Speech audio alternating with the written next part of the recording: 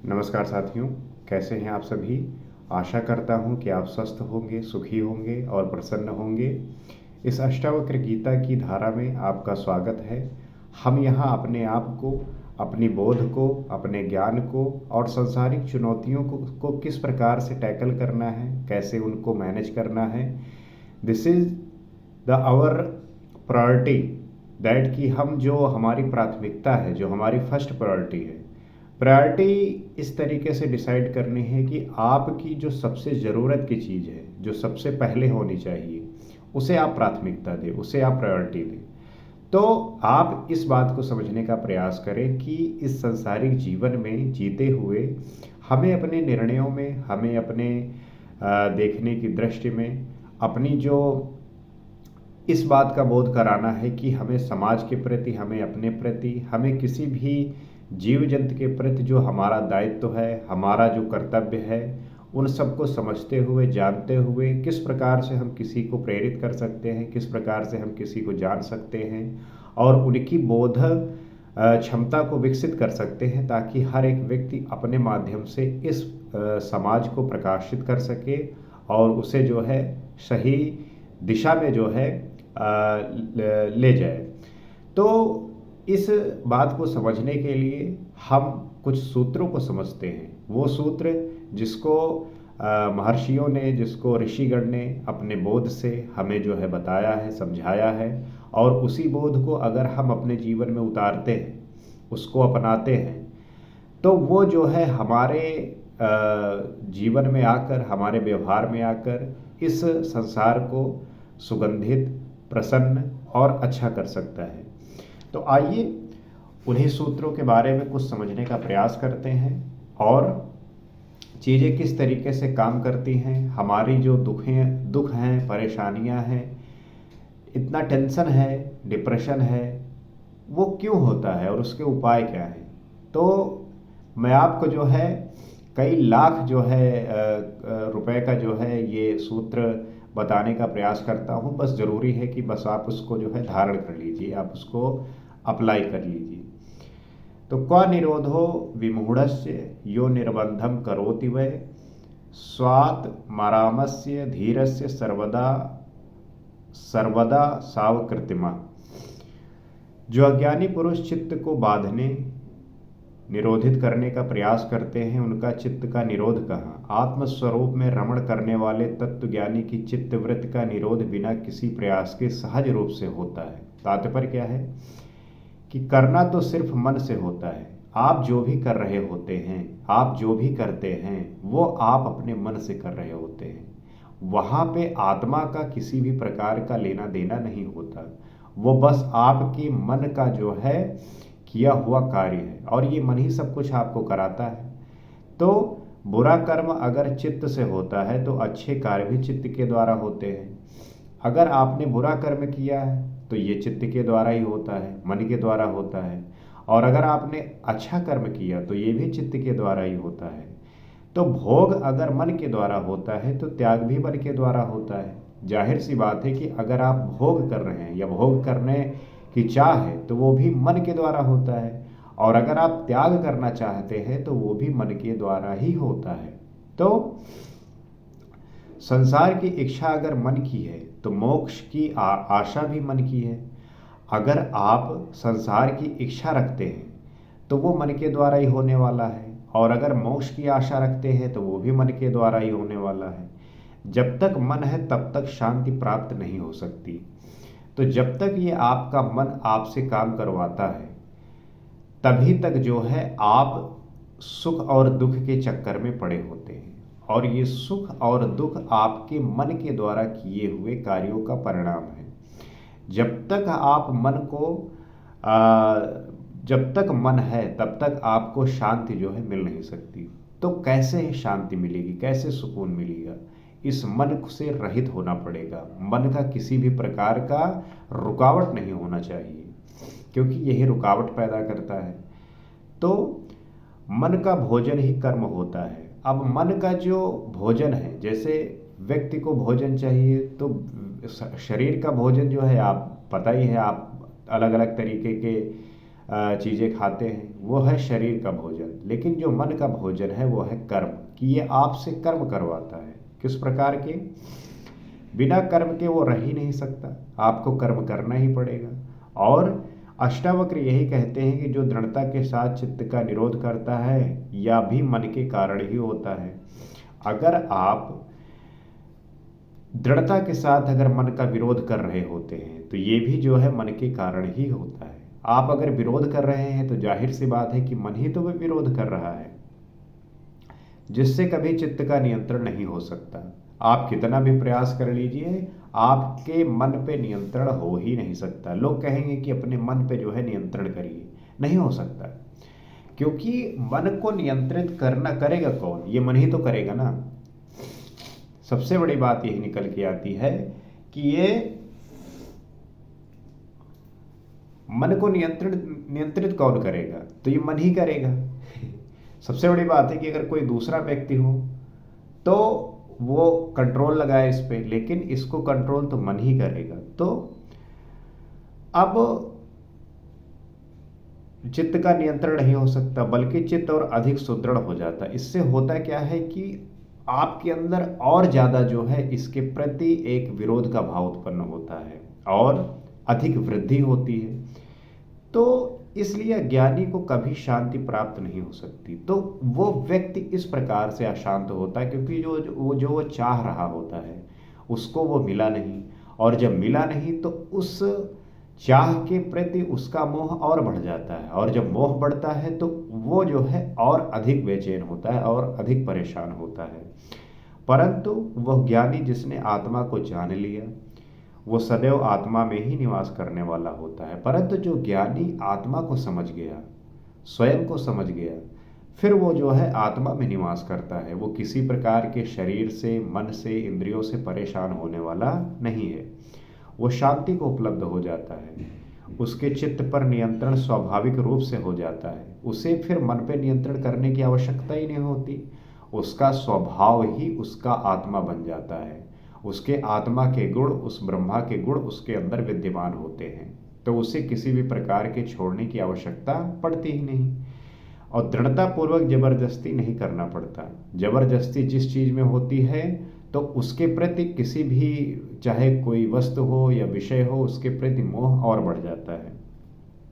तो आत्मज्ञान के द्वारा ही चित्त की वृत्तियां शांत होती हैं, करने से नहीं होती। तो आत्मज्ञान के द्वारा ही आपकी चित्त जो है वो शांत होता है, वृत्तियां शांत होती हैं, करने से कुछ भी प्राप्त होने वाला नहीं है।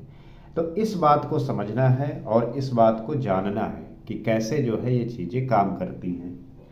अब लोग यही समझते हैं कि जो मन है उसको हम कंट्रोल कर लेंगे। अरे मन को कंट्रोल करेगा कौन? मन ही तो करेगा। तो आपको लगता है कि वो मन जो है आप कंट्रोल करवा देगा, जबकि वो और बेचैन करता है, वो और परेशान करता है। भावस्य भावका कश्चिन किंचिद भावको अपरा उभया अभावका कश्चित एवमेव निराकुला। तो कुछ इस प्रपंच रूप संसार को भाव रूप मानते हैं, अर्थात ये सत्य है, जबकि कुछ ये मानना है कि ये प्रपंच रूप जगत वास्तविक रूप में कुछ भी नहीं है, अभाव रूप है। परंतु कोई बिरला ही ऐसा होता है जो इन दोनों को ही नकारते हुए बिना किसी प्रकार की व्याकुलता के स्वस्थ चित्त में रहता है, अर्थात परम शांति में स्थिर रहता है। तो कुछ मनुष्य ईश्वर को भाव रूप में मानते हैं, कुछ उसे अभाव रूप सिर्फ शून्य मानते हैं। तो ईश्वर के जो मानने की प्रवृत्ति है वो कई लोगों में अलग अलग तरीके से होती है। जैसे कुछ लोग उसे भाव रूप में मानते हैं और कुछ लोग उसे जो है सिर्फ शून्य मानते हैं, जीरो मानते हैं। तो इसी को हम जो ईश्वर को मानते हैं उन्हें आस्तिक कहते हैं। कहा जाता है कि परमात्मा है, तो नास्तिक कहता है कि परमात्मा नहीं है। अब आस्तिक और नास्तिक में कितना बड़ा जो है एक तरीके से युद्ध हो जाता है, द्वंद्व हो जाता है, लड़ाई हो जाती है। आस्तिक जो है वो ईश्वर को मानने वाला, वो कहता है कि ईश्वर है। नास्तिक जो है वो कहता है कि ईश्वर नहीं है। तो परंतु अष्टावक्र कहते हैं कि दोनों ही अज्ञानी हैं। अब यहाँ पे अष्टावक्र कहते हैं कि ये दोनों व्यक्ति अज्ञानी हैं। अगर जो कह रहा है कि ईश्वर है ये वो भी अज्ञानी है, और जो कह रहा है कि ईश्वर नहीं है वो भी अज्ञानी है, क्योंकि ये मान्यता बौद्धिक है, कल्पना मात्र है, दोनों ने जाना नहीं, दोनों रूढ़िवादी हैं, परंपरावादी हैं। अब इस बात को आप नोट कर लीजिए। अक्सर ये बात जो है समाज में निकल के आती है कि बहुत सारे व्यक्ति इस तरीके से मानते हैं कि ईश्वर है, और बहुत सारे व्यक्ति होते हैं जो ये कहते हैं कि ईश्वर नहीं है। लेकिन अष्टावक्र यहाँ पे ये बात का खंडन कर रहे हैं। वो कहते हैं ये दोनों लोग अज्ञानी हैं, इन्हें कुछ नहीं पता। क्यों? क्योंकि ये मान्यता बौद्धिक है। बौद्धिक का मतलब कि बुद्धिमत्ता के स्तर पे है, कल्पना मात्र है, हम कल्पना ही कर सकते हैं, क्योंकि ईश्वर को किसी ने ना तो देखा है, और दोनों ने जाना नहीं है, और ना ही दोनों ने जानने का प्रयास किया है। दोनों रूढ़िवादी हैं और परंपरावादी है। दोनों रूढ़िवादी हैं, परंपरावादी हैं कि जो उनके पेरेंट्स मानते आए हैं, दादा परदादा मानते आए हैं, वो भी मान रहे हैं। परमात्मा इतना विराट होता है कि वो तुक्ष बुद्धि की सीमा में नहीं समा सकता। अब अष्टावक्र जी कह रहे हैं कि परमात्मा इतना विराट है कि वो तुक्ष बुद्धि वालों के दिमाग में समा ही नहीं सकता। तात्पर्य क्या है कि ना ही बुद्धि उसको जान सकती है, ना ही वाणी उसका वर्णन करने में सक्षम है। अब वो बात क्या कह रहे हैं? वो यही बात कह रहे हैं कि वो इतना विराट है कि वो ना बुद्धि से जाना जा सकता है और ना ही वाणी से उसका वर्णन किया जा सकता है। तो परमात्मा है नहीं है ये कहना सिर्फ मन ही की घोषणाएं हैं। अगर आप ये कह रहे हैं कि परमात्मा है, और अगर आप ये कह रहे हैं कि परमात्मा नहीं है, तो ये आपके मन की घोषणाएं हैं, ये आपका मन जो है कह रहा है। जिसने जाना नहीं और कहते हैं वो अज्ञानी होते हैं। अब आप जो है ईश्वर को जानने का प्रयास नहीं किया, और आपने सीधा कह दिया कि ईश्वर कहाँ है, दिखाओ, तो ये अज्ञानता की बात है। क्योंकि जैसे आप मान लीजिए कि कोई देश नहीं देखा और आपने बस बोल दिया कि मैं नहीं मानता, आप दिखाओ, तो किसी देश को आप उसके सामने थोड़ी ले आएंगे।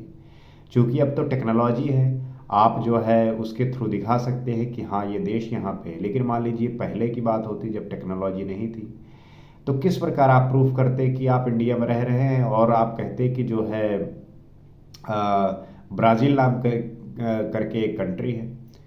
अब आज के समय में टेक्नोलॉजी के माध्यम से आप देख सकते हैं, बता सकते हैं। लेकिन मान लीजिए आज से 100 साल पहले ऐसा कोई जरिया ही नहीं था, कैसे उसे बताते? तो वो व्यक्ति कहता कि ऐसा है ही नहीं। तो उसी प्रकार ये अज्ञानी ऐसे ही हैं, वो कहते हैं कि ईश्वर नहीं है। जिसने कहा कि ईश्वर नहीं है, अब उसके पास वैसी बुद्धि ही नहीं है, वैसी टेक्नोलॉजी ही नहीं है कि वो जान सके, तो उसने जानने का प्रयास ही नहीं किया। तो जाना नहीं वो ज्ञानी होते। जिसने जान लिया वो मौन धारण कर लेता है, क्योंकि उस परमात्मा का वर्णन करना अत्यंत कठिन होता है। और जो जान लेता है ईश्वर को, वो मौन धारण कर लेता है, क्योंकि उसका वर्णन करना अत्यंत कठिन है। इसलिए आप देखेंगे जो वाकई में ईश्वर को जान लेते हैं, जो ऐसे संत होते हैं, वो फिर कह नहीं सकते, वर्णन नहीं कर सकते। तो इस कारण ही ज्ञानी ना कभी ये कहता है कि परमात्मा है, और ना ही ये कहता है कि वो नहीं है। वो दोनों में तटस्थ रहता है, निरपेक्ष और आग्रहपूर्ण वक्तव्य नहीं देता कि वो है या नहीं है। जो ज्ञानी है, जिसको इस बात का बोध हो जाता है, वो चाहे कोई कहे परमात्मा है और चाहे कहे कि परमात्मा नहीं है, क्योंकि ये विषय है मन का। अब उसने आत्मा को जाना है, आत्मभूत हो गया है, तो उसे इस बात में इतना इंटरेस्ट होता नहीं है, रुचि होती नहीं, क्योंकि बचा ही नहीं कुछ कहने को। तो और दोनों स्थिति में तटस्थ होता है। ऐसा मनुष्य ही स्वस्थ चित्त और परम सुख को उपलब्ध होता है। ऐसे ही जो व्यक्ति होते हैं वही सुखी होते हैं, वही स्वस्थ चित्त होते हैं। मतलब कि उनका मन जो है स्वस्थ होता है। कहने मात्र से तो विवाद ही उत्पन्न होता है, और तर्क वितर्क करके ना ही परमात्मा को सिद्ध किया जा सकता है, ना ही असिद्ध। तो जब ये बात छड़ती है तो एक तरीके से विवाद होता है, तर्क वितर्क होता है, ना ही परमात्मा को सिद्ध कर सकते हैं और ना ही असिद्ध कर सकते हैं। तो ये बात जो है बड़ी प्रचलित है हर समाज में। आप कहीं भी बैठिए तो ये प्रश्न उठता ही है कि ईश्वर है कि नहीं है। इसी पे जो है सब कुछ आधारित है, सारा समाज बटा हुआ है। अब इसको जो समझ जाए, एक आत्मज्ञानी जो समझ जाता है, तो वो इस बात पे फिर बात ही नहीं करता, क्योंकि वो ये बात बहुत छोटी लगती हैं और अज्ञानतापूर्ण लगती हैं। तो जिसने जाना उसने कहा नहीं, और जो नहीं जाना वही जो है चिल्लाता रहता है, वही कहता रहता है। कबीरदास जी कहते हैं कि गूंगा केरी सर करा जो खाए मुस्कुराए। तो जिसने जान लिया वो फिर बता नहीं सकता। जिस प्रकार एक गूंगा व्यक्ति अगर गुड़ खा लेता है और उससे पूछो कि कैसा टेस्ट है, तो वो क्या बताएगा गूंगा व्यक्ति। उसी प्रकार वो व्यक्ति होता है जो ईश्वर को जान लेता है, वो फिर वर्णन कर ही नहीं सकता। तो ऐसे संत, ऐसे व्यक्ति हमारे इस संसार में हुए हैं जिन्होंने उसको प्राप्त किया है, जिनको जाना है, और उनको जानने के बाद फिर कहने को कुछ बचता नहीं है। तो ये बातें हैं, गूढ़ बातें हैं, रहस्यमयी बातें हैं, साफ बातें हैं, स्पष्ट हैं। बस आपको बस होने का जो है देरी है, आपको बोध होने की ज़रूरी है। जिस दिन आपको ये बात महसूस होगी, आप जो है बात समझ जाएंगे। तो आशा करते हैं कि आप बात समझे होंगे, और इन बातों को मैं और आप चाहेंगे कि हर किसी को प्राप्त हो, हर कोई जाने। और अगर आप इन वीडियो के माध्यम से जुड़े हुए हैं, तो अगर इसी तरीके से, क्योंकि हम निरंतर इसी तरीके से संवाद करते हैं, चर्चा करते हैं, तो ये जो वीडियो है आपके फ़ोन, जब आप फ़ोन में देख रहे हो या लैपटॉप में देख रहे हो, टीवी में देख रहे हो, कहीं भी देख रहे हो, तो आपके टाइम लाइन में ये प्रदर्शित हो। इसके लिए ज़रूरी है कि आप जो है इससे कनेक्ट होइए, इससे जुड़िए। वो जो कहते हैं नहीं, सब्सक्राइब करिए, इस तरीके का जो है मेथड है, उसे आप करिए, जिसके माध्यम से आपको सदैव टाइम लाइन में ऐसे वीडियो जो है आपको उपलब्ध हो, ताकि निरंतर आप जब इस बात को देखेंगे, जानेंगे, तब आपको इसका बोध होना शुरू होगा, और धीरे धीरे आपके जीवन में जो है परिवर्तन होना प्रारंभ होगा। तो इसी आशा के साथ, इसी उम्मीद के साथ कि आप जो है बात समझ रहे होंगे और आपके जीवन में जो है परिवर्तन हो रहा होगा। इसी तरीके से अगले एपिसोड में हम और बात करेंगे और जानने का प्रयास करेंगे। आज के लिए बस इतना ही। नमस्कार।